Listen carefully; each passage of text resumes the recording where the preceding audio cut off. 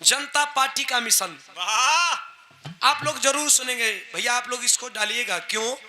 क्योंकि कॉकरोच जनता पार्टी का मिशन क्या है मैं उसमें पूरा सच्चाई बताया हूं। जहां एक तरफ नीट का परीक्षा लीक हो जा रहा है, एक तरफ मीडिया बिकाऊ हो जा रही है, एक तरफ देश में मानिंद जी कहते हैं कि सोना मत खरीदो, आए अपने टॉफी ले लेके घूम रहे हैं, मेलोडी टॉफी। तो मैं एक विराग आया हूं, आप लोग सुनिएगा। और पानी बीर लोरी का क्षेत्र है मालिक। अरे बाप रे बाप, कहो बोहा है ना भैया, बोहा भैया हरदी का बाजार अभी कुल है ना। बाप रे बाप, बोहा का शेर अरे खिला भाई, बोहा का शेर एगो लोहा का बार दिला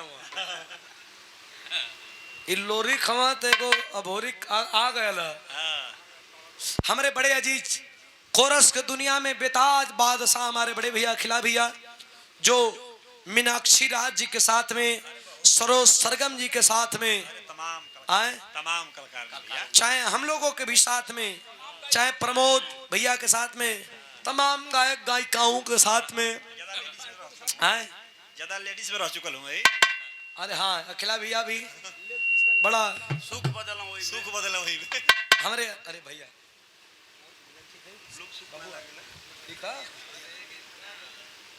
नहीं कर सके नहीं हाँ ले लो भैया हमारे अखिला भैया। देखा भैया एक बार ताली बजा दा, पिताजी बने हैं, बहुत खुशी है, क्या कहना है। एक पिता बनने की खुशी जो दिल से एगो रंग दरिया लगा दे भाई, एगो रंग दरिया लगा दे। बड़का बड़का भैया भले 1 रुपया दहना तो नहीं, लेकिन कहत हम ना बेचारू को गादा ऐसे ना करे के चाहिए। गादा हमारे भाई बड़का भैया अखिला भैया आशीर्वाद दहलन, बड़ा प्यार बबुआ हमारे भतीजा के शुभ आशीर्वाद हो। हमारे भैया के प्रणाम, भौजी के भी प्रणाम हो। देखा भैया कहले हम तब देखा ऐसा ना हो के चाहिए। पैसा रुपया का काला मर दे भले पैसा नहीं देता, क्या दिक्कत बा? कोई दिक्कत नहीं है। गावा एगो रंगदारी वाला ए बच्ची एगो रंगदारी वाला बजा दे, हम आप हमारे गीतवा।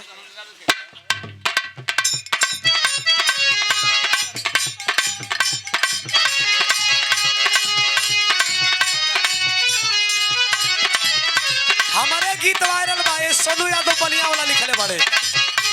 अरे चेतना घुमा तारे गुंडा हम ही कोइले लांच बनी।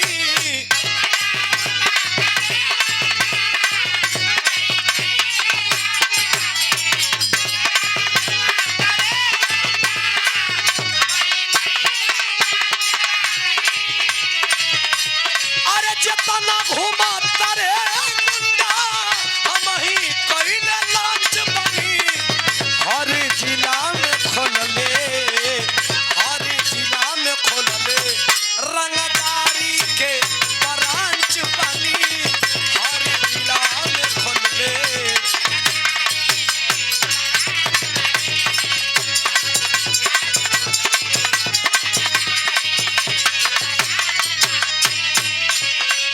एगो यही में गईले बानी। अरे इंडिया से लेके चीन का छैले हम ही फ्रांस बनी।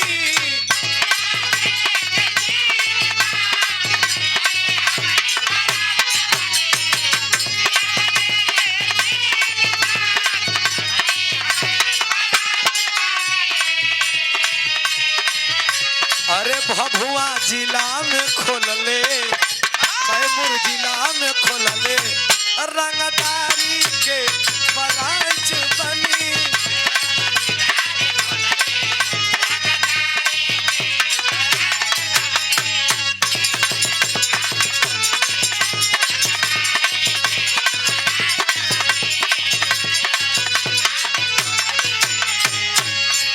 एगो बलिया जिला का गीत सोनू भैया लिखना बलिया वाला, आप लोग सुना नहीं कैसे।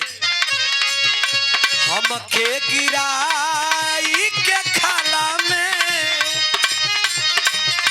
हमके गिराई के खाला में मजा काटता रे ताला में तू ताला में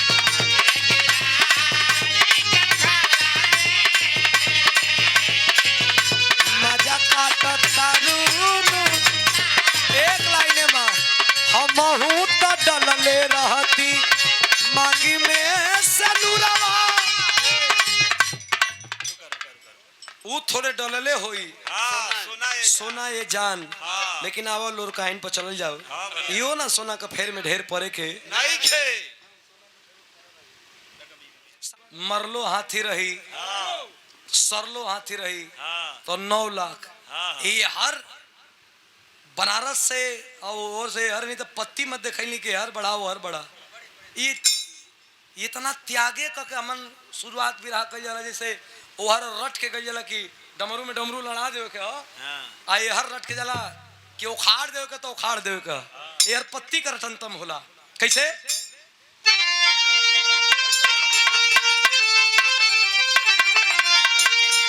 केला के स्वागत में खड़ी बा अरे कह गौरा नगरी अरे दम के मजरी का सनूरावा मार कुंडी पहाड़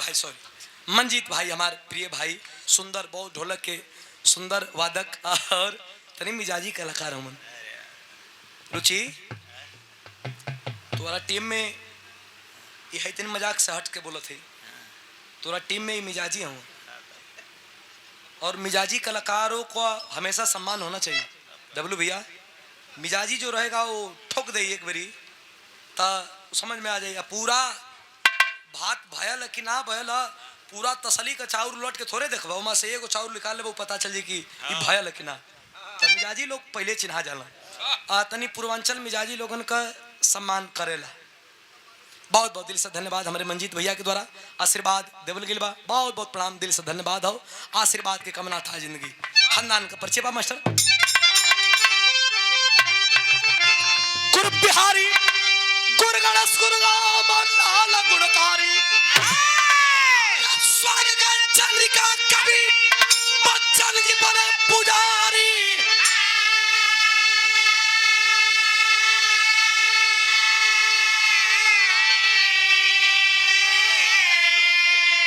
अरे कि लहू से धरती लाल हो गई तो सुधीर